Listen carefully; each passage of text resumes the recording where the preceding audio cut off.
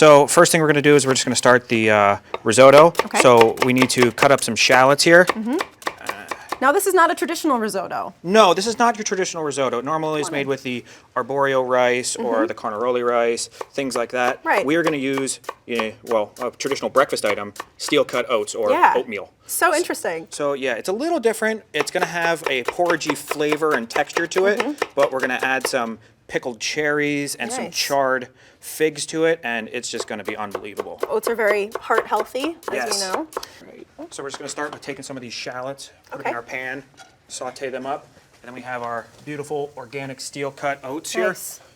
Nice fine. Now what is the difference between steel-cut oats and your traditional rolled oats? So your traditional rolled oats, they take very large steel rollers, and it's literally a rolled oat. So and if you look like at them, they're always out? flat. Yeah. That's that, and they cook a lot quicker. They take part of the actual oat off, the husk on the outside. So these, if you look at them very carefully, you can see they're all totally different pieces, and you can actually see they're cut. So they use a different kind of roller, but they're just cut through that, and that allows them to have this a lot more vitamins and minerals. So you're just leaving most of the piece intact, which is very good. All the healthy stuff in there, all the bran and the germ. And which a lot of times that stuff comes out. Exactly. So we're just going to keep cooking this. You're going to slowly add some white wine, some beef stock, and then it's eventually just going to start looking like this over time. It's going to take about 30 minutes to half an hour to cook, or 30 minutes, 45 minutes to cook. And it just continues to go. You do it the same way that you would risotto, It's the exact same way as a normal time? risotto. I start off with white wine. I always do white wine as my first wash for that, and then I just slowly take it up about a 1/4 inch above the top of it, and you just keep letting it cook down. With the real fine shallots, they're actually going to melt, and you actually, in the cooked product, you can't even see it in there when it's done.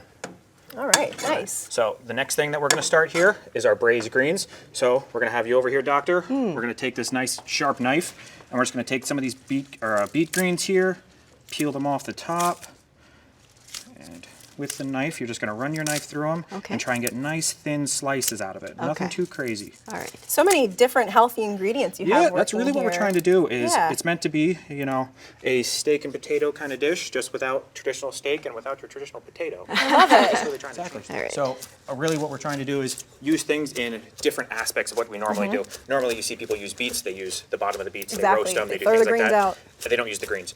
We're going to use the greens. Love it. We're using a different kind of kale than normally what you see. This is a lacinato kale, also known as a Tuscan kale, and we're going to use some carrot tops. So the top of it, that way you can use the bottom for anything else. Also never really see carrot tops utilized these days. Yeah. I just want to stop for a second and point out Dr. Grace's excellent knife skills. You literally know your way around a kitchen. She's doing great.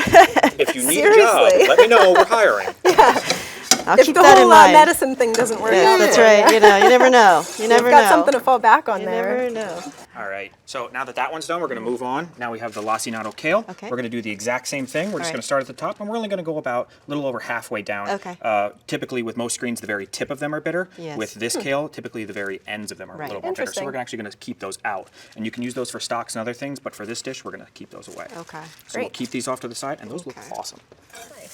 So what are you seasoning with? All right, so I just put a little bit of salt and pepper in there. Okay. The last ingredient that we have here is, it looks almost like a cilantro or chervil, but it's actually, those are the carrot tops that we're going to use. And she's making quick work out of those. I can't believe this. I mean, I'm so impressed. Oh, thanks. Unbelievable. So again, we're just going to add those in, and we're just going to keep cooking these down a little bit. I'm going to add a little bit of butter, not too much. Keep the calories in. If you want to throw that right in there, you're more than welcome to. All right. Now we have the finishing up on this risotto. And again, it's starting to really thicken up. Yeah, it is. It smells wonderful too. Yeah, you get those real beefy and elk notes to it, because we use a fortified elk stock to make that.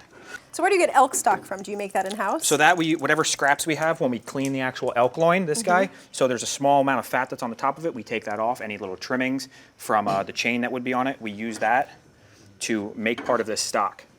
And then we just fortify it with regular beef stock. Add a little Parmesan cheese to finish.